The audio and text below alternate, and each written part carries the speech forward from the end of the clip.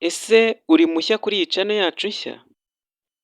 Twese uko turi burebere hamwe iyi update y'ahagana ku itariki 3 z'ukwezi kwa cumi, saa 11:43 PM, nubwo iri bumare iminota mikeya nidukora subscribe, nta kabuza tuzajya twungukirwa mu buryo bworoshye cyane buri uko tubagejejeho ikiganiro gishya. Nyuma yo kumva iyi update, rwose uze gutanga igitekerezo muri comment kugira ngo turusheho gushyiramo agatege mu kubashakira amakuru aturutse ibukuru. Nanone nubishobora rwose uze gusangiza abandi iyi video kugira ngo twese turusheho kugira nibura ikintu gishya, nubwo cyaba ari kimwe dusigarana. Reka dutangire. Wenda birashoboka ko ubu wamaze kubona amwe mu makuru y'ibyatangajwe na Core Team. Nibyo, Core Team ubu yamaze kuvuga ibijyanye n'aba influencers. Ni ukuvuga abantu bose bakora ibikorwa bitandukanye bifashishije imbuga nkoranyambaga zabo binyuriye kuri interineti, hakubiyemo YouTube, TikTok, Instagram ndetse n'izindi nyinshi. None se ibi bishatse kuvuga yuko abantu batari aba influencers update y'uyu munsi nta kamaro ibafitiye? Turi buze kureba icyo wakora nubwo waba utari umu influencer, update y'uyu munsi ikaba yakugirira akamaro. Abantu baba influencers basabwe kugira ikintu bashyira ku mbuga nkoranyambaga zabo kugira ngo payi ikomeze kwaguka cyane.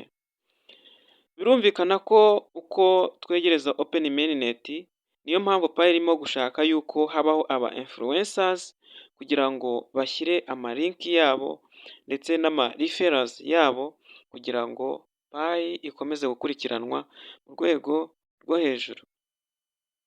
Reka noneho dukomeze tunareba ukuntu babisobanuye neza. Pardon. Hari ukuntu babisobanuye neza kandi nk'uko tugiye kubibona imbere yacu, turimo turabona imwe muri text nahisemo kugira ngo tugire icyo tuvugaho.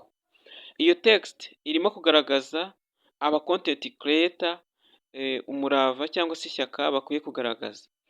Aba content creators ni abantu bakora ibyegeranyo, abenshi musanzwe mubimenyereye cyangwa se batangaza amakuru yaba ay'abandi se cyangwa ayo bagerageje kwishakira ku giti cyabo.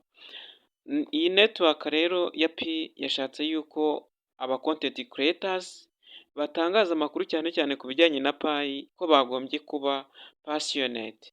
Passionate ni abantu bagira umuhate cyangwa se ibyiyumvo bihoraho bijyanye n'urukundo n'umurava, imbaraga mu byo bakora, mbese bakumva yuko bari proud yabyo. Ubwo rero twavuga yuko mu gihe uraba urimo kumva amwe mu makuru yakozwe n'aba content creators cyangwa se abandi ba YouTubers, abantu bari kuvuga amakuru arebana n'ibya payi, uri buze kuba ubashyigikiye. Ni nkaho uraba uri kubashimira uti rwose mwakoze kudushakira amakuru meza. Wenda tubigarutseho nk'uko twigeze kubivuga, aba influencers basabwe kugira kwapurayinga cyangwa se kuzuza amafomu cyangwa se kuzuza bimwe mu bintu byatangajwe na Core Team kugira ngo barusheho kuinfluencinga payi kuri social media zabo. Ni ukuvuga yuko basabwe kohereza amalinki cyangwa se gukora amalinki y'ama account yabo bakoze haba kuri YouTube, Instagram, X, TikTok ndetse n'ahandi kugira ngo barusheho gukurikiranwa mu buryo bwumvikana. Ntabwo ari ugukurikiranwa aho hari ibintu baba bakurikiranwa, ahubwo ni ugutegwa amatwi. Ni ugukurikiranwa mu buryo bw'ibyo bagomba kuba hari ibyo bari kuinfluencinga ku bikorwa bya Core Team, kuba hari ibyo iri kunoza ndetse n'ibindi. Icyo cyari kijyanye n'aba influencers, ariko twigeze kuvuga tuti ese umuntu utari umu influencer we nta kintu update y'uyu munsi imumariye?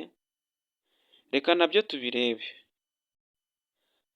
Ukanze hariya kuri menu, hariya kuri turiya turongo dutatu, ni ukuvuga hariya kuri menu ugascrollinga up ariko werekeza down, uzamura ariko ujya hasi, uhita ubona porofayiro.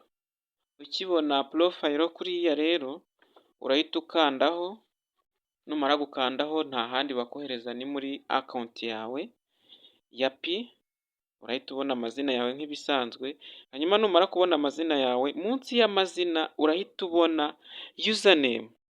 Yuzanemu yawe ni yayindi usanzwe ukoresha, ndetse na rifero linki tu sheya, mbese byo gutanga nubwo waba utari umu influencer, cyangwa se guha abandi bantu bakaba bakwinjira muri pi netiwaka. Ibyo bizatuma pi zawe ziyongera kandi biteza imbere n'umushinga wa pi muri rusange.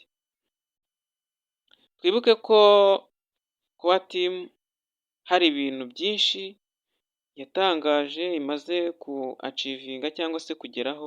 Ibyo rero nibyo byose irimo gushaka yuko abantu bakora bakabigeza no ku bandi. Reka noneho twibutse gatoya ku mibare iheruka gutangazwa muri Kowa timu. Wenda nk'uko muri kubibona hari imibare ingana na miliyoni 14 ndetse zirenga z'abantu bakoze KYC, hakaba miliyoni 6 za payi zimuwe ziri migrated, hakaba na application zigera kuri 70 ziri ready to be used in ecosystem.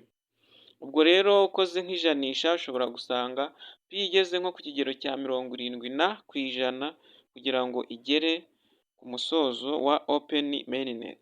Ubwo rero courage niba wamaze gukora subscribe rwose uzakomeze kuryoherwa n'ibiganiro byacu. Reka dupange izindi gahunda z'umunsi cyangwa se gahunda zacu z'ibihe, mukomeze kugubwa neza.